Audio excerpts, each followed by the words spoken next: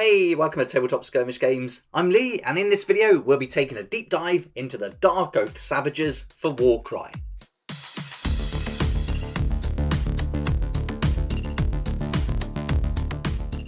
We'll be using the Red Harvest Warcry supplement book for this video and taking all our information about the DARKOATH Savages from there, but also from the ability cards and fighter cards taken from the Warcry Red Harvest box set. Before we look at the individual fighters, their cards and abilities, let's find out a little bit about the DARKOATH Savages and how they fit into the world of Warcry. Screaming blood-curdling vows to the ruinous powers, the DARKOATH Savages make brutal war across the length and breadth of the mortal realms. To these barbarous marauders, each new dawn is an opportunity to win the favour of the gods. They accomplish this through the swearing of fell oaths, ranging from vowing to strike the head from an enemy champion to offering their blades to one of the dread Varangard in person. Many DARKOATH warlords strive to bring multiple tribes under their shadow, marking their war gear with runes of mastery, and some amongst their numbers are struck with dire prophetic visions that they believe must be brought to fruition at any cost. A DARKOATH's pledges are fastidiously recorded by their tribal shamans upon stone tablets and scrimshawed bone fragments that are borne into battle. To break such a vow is seen as the foulest of crimes, and so DARKOATH warriors, heedless of danger and clad only in furs to prove their courage, fight with an uncontestable will to see their pacts fulfilled. That's a brief introduction to the DARKOATH Savages, and here we can see all the fighters that are available to us.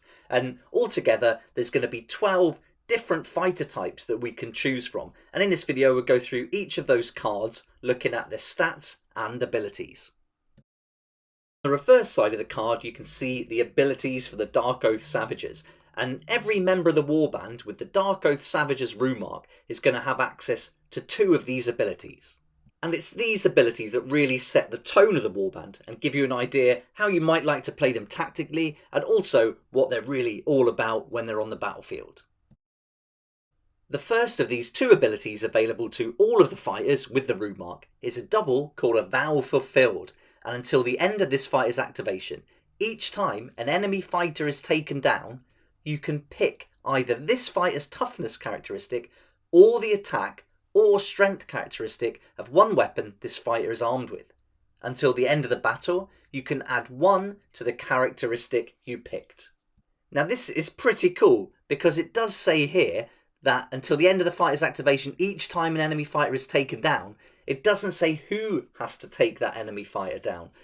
So basically we would use this double, and then once we've used that, any time an enemy fighter is taken down, you can add 1 to the toughness, attack or strength characteristic of one weapon that this fighter is armed with.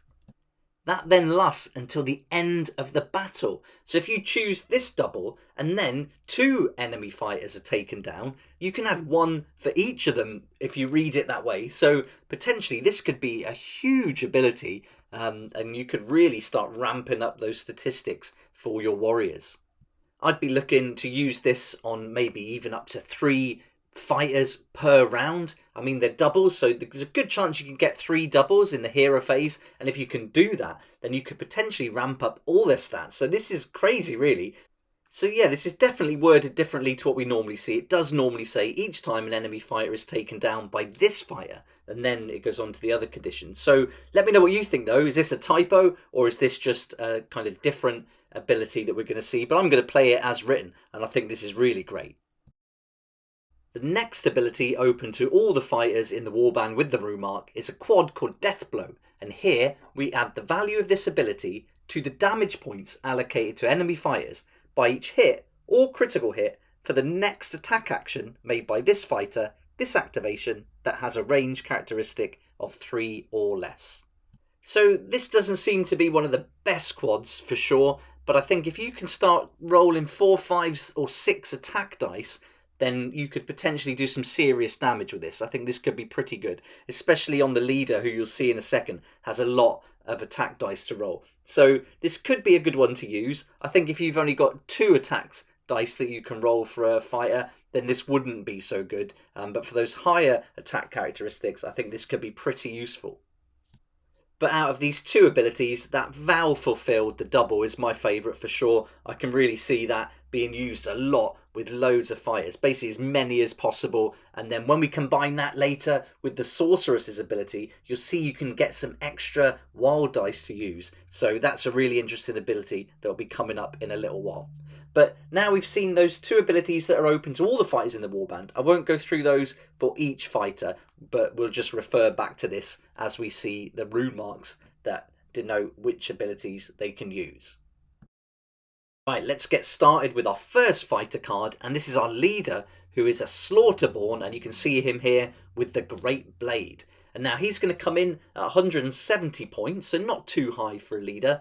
He's got the faction rune mark, so he can use those two abilities we've just seen. He's also got the leader rune mark, so he is going to get an ability we haven't seen yet. He's got a movement of 4, his toughness is 4, and he can take 20 wounds, so that's not bad. Those 20 wounds are pretty good.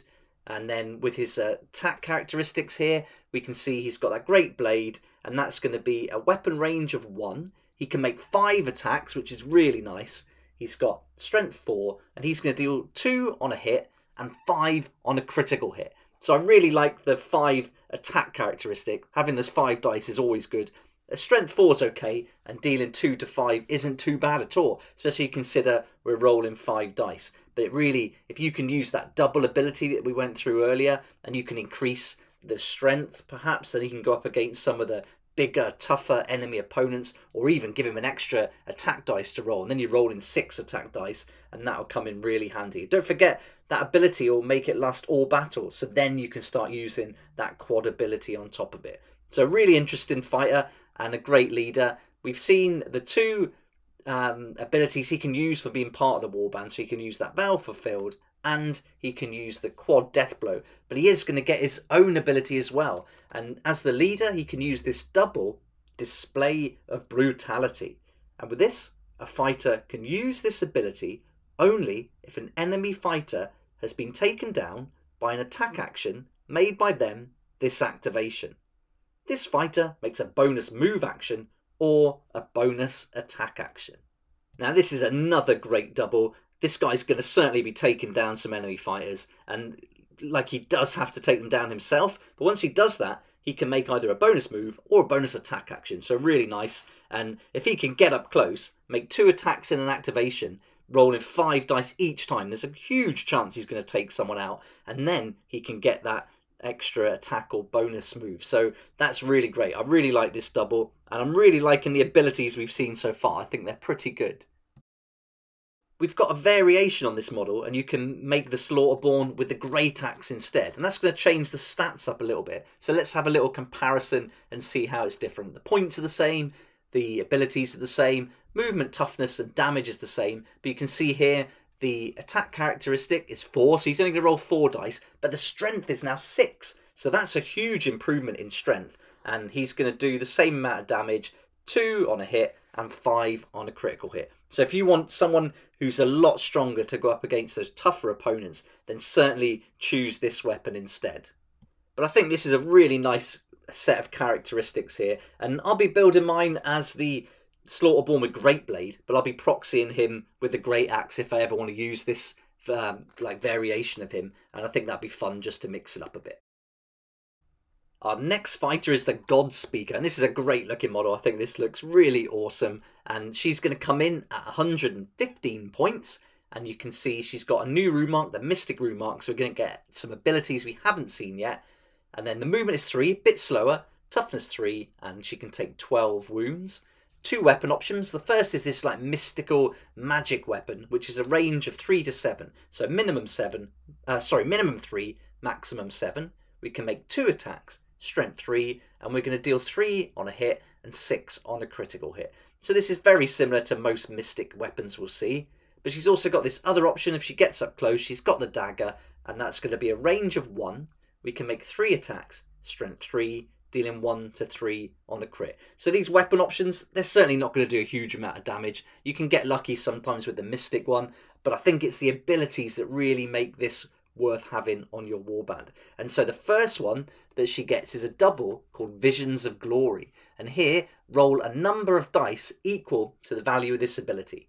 For each 5 to 6, you gain 1 additional wild dice that can be used from the start of the next battle round. So this is great. A double, you get a double 5, a double 6, then you can roll that many dice, and then for every 5 or 6, you get an extra wild dice. And so you can't use it until the start of the next battle round, but you can keep it for the rest of the battle and choose when to use it. So if you want to get those vow fulfilled in the next round, you can really start ramping up these wild dice for more doubles. So I'm loving that one. But she's also got this triple called Curse of Withering. And here you pick a visible enemy fighter within 3 inches of this fighter and roll a number of dice equal to the value of this ability.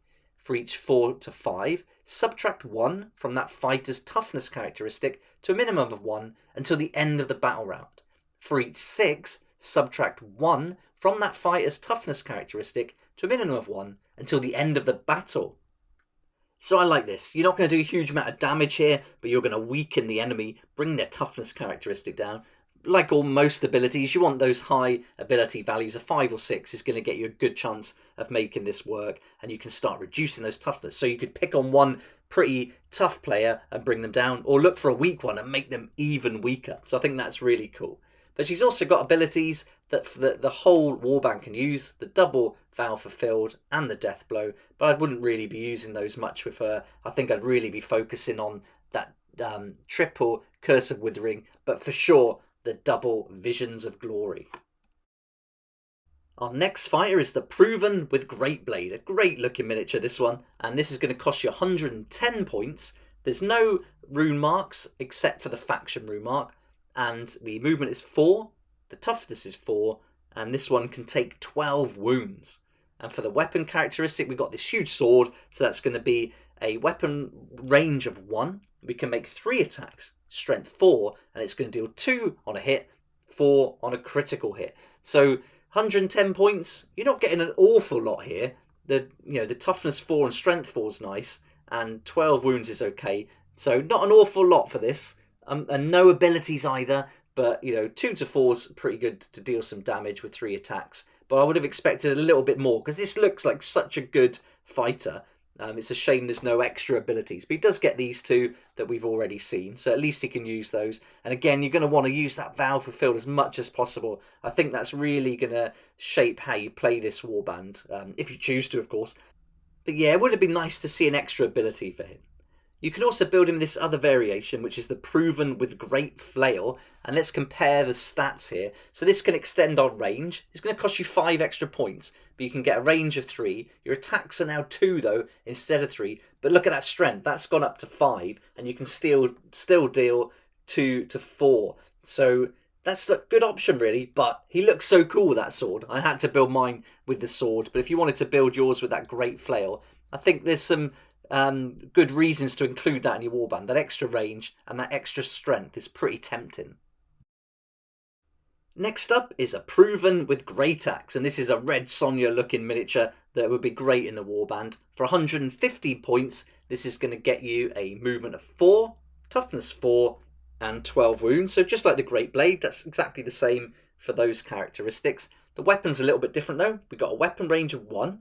We can make 2 attacks. It's strength 4, and the damage is a bit more. We're going to deal 3 on a hit, 5 on a critical hit. So with this huge double-handed axe, she's certainly going to do some damage. Only 2 attacks though, so you really want to get that double vow fulfilled to get those attack characteristic up to 3, maybe even 4 if you use it a few times and can pull it off. But that would be insane if you can start getting that out. I mean, these are just going to get tougher and tougher as the rounds go on, so they're going to be harder to play against as you go through the battle.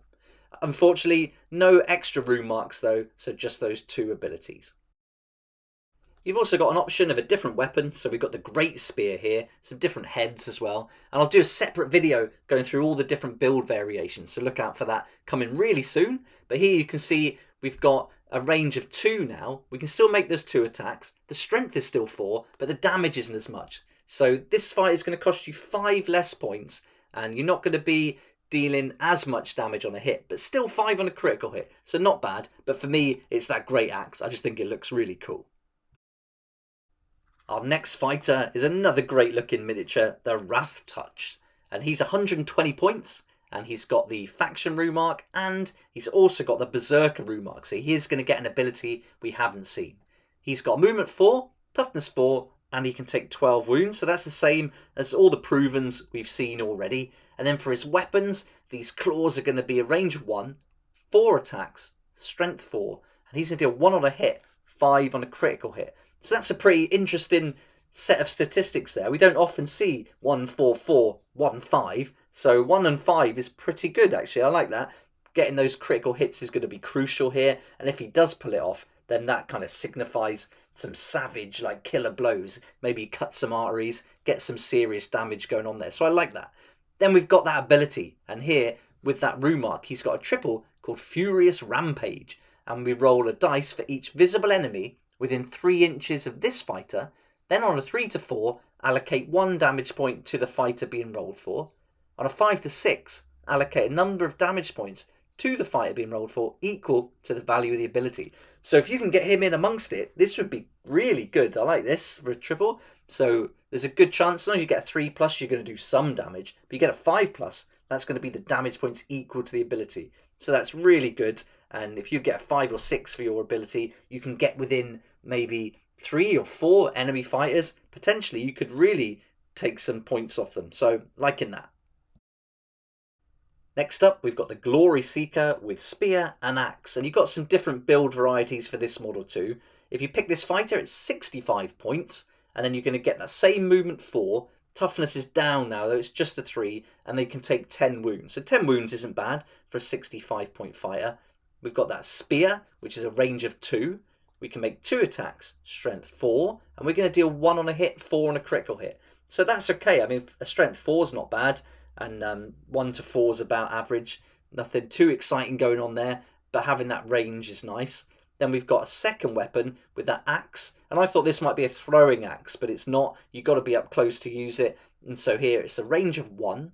You can make 3 attacks, strength 3, and you can deal 1 on a hit, 3 on a critical hit. So for 65 points, you're never going to get an awful lot, and no extra abilities, but you do get those 2 abilities that we've already seen at the beginning of the video. Next, we've got another Glory Seeker, this time with shield and a sword. And this is a pretty good looking model. 75 points if you want to include this one. And you're going to get that movement 4. Toughness is 4 because of the shield, so really you're paying 10 extra points for that. And you can take 10 damage. The weapon is a range 1 with the sword. 2 attacks, strength 4, dealing 1 or 3 on a crit. So 2 attacks, that's not very good at all really. I think for 75 points, you're not getting an awful lot with this guy. No extra abilities, just the 2 that we've already seen. But it's such a great looking model. I think he's got to be included just for the way it looks really. Next, we've got a Glory Seeker with Great Axe. So another 2-handed axe model here. 70 points if you want to include this one. We've got a movement 4. Toughness is down to 3. And we can take 10 wounds here. So this is going to be very similar in these lower point fighters. Then we've got the weapon range of 1. 2 attacks, strength 4. This time we're going to deal 2 on a hit and 4 on a critical hit. So for a 70-point fighter, 2 to 4 is nice, but only 2 attacks. So you can really see the emphasis here on that double ability Vow Fulfill. This is really going to be needed, certainly for these lower point ones, to get those attack characteristics higher. If you can do that, there's nothing wrong with their strength for that point value, and nothing wrong with the amount of damage they can dish out either. So this ability is really crucial, I think. Now we've got a Glory Seeker with paired weapons this time, and this is going to come in a little bit higher at 75 points, and you're going to get about the same for your money. You're going to get toughness 3, movement 4. You're going to take 10 points of damage as well, so no extra there. But this bit's not bad at all. You've got a weapon range of 1. Here you can make 4 attacks. The strength is 4, and you're going to deal 1 on a hit, 3 on a critical hit. So I really like getting 4. I like rolling those dice. Who doesn't? You can have 4 attacks with this guy. So this is one I like to include. And I think he looks cool with those 2 axes as well. No extra abilities, just the 2 we've already seen. So that's covered all the different fighter types included in the Red Harvest set for the DARKOATH Savages. And here I've put together exactly who you'd need for a 1,000-point warband. And so basically we can use all 10 models that are included, so that's really nice. And that's going to get us to 990 points, which is spot on. That's all we need to play a game of Warcry, so that's perfect. We've got our leader, the Slaughterborn, there, and then we've got all the other fighter types, and we can mix and match which ones we want to use. You can see in the bottom right you've got an option for a 5th Glory Seeker, and you can choose whichever one you want. Maybe another one with shield, or go for 2 with paired weapons. That's up to you, but they're all going to fall, whichever one you choose, they'll fall within that 1,000-point range. But if you want to add some fighters to your warband, which you'll need to do if you want to play in a campaign, because you want to get up to potentially 1,400 points, you're going to need some more fighters. And I think the Godsworn Hunt are perfect for that. You can pick up this great set of miniatures, 6 altogether, for £15 with Games Workshop, or you can get them online, normally not with a discount with the ones like Element Games and Wayland that I use. But I'll put some links in the description below anyway, and then you can have a look. But these are really awesome, and I think if you add these to your warband, then you could take it from 990 well up to 1,400 points. You're not going to be able to use the cat or the archer with the cards that come with these. So if you wanted to proxy them for these specific fighters, then there's 2 you won't be able to use. But the others you can, no problem. I think there's potential there for a Proven with Great Blade, certainly Glory Seeker with Spear and Axe, and even that Great Axe as well, the Proven with Great Axe. So you've got lots of options. But doing that and including the Godsworn Hunt, or 4 of them at least, in your warband, you're certainly going to get up to 1,400 points and be ready for a campaign. So I think if you picked up Red Harvest, you want to expand that for £15, it's a great way to go. That covers the DARKOATH Savages deep dive, and I'd love to know what you think about this warband. Do they appeal to you? Do you like that double vow fulfilled and how crucial it is to them? What do you think about it? Let me know in the comments below. Be awesome to hear your feedback. But also look out for the next video, which I'll be doing about the Tarantulas Brood. We'll do a deep dive on those, just like we did here. And also coming real soon is the Red Harvest unboxing and review video as well.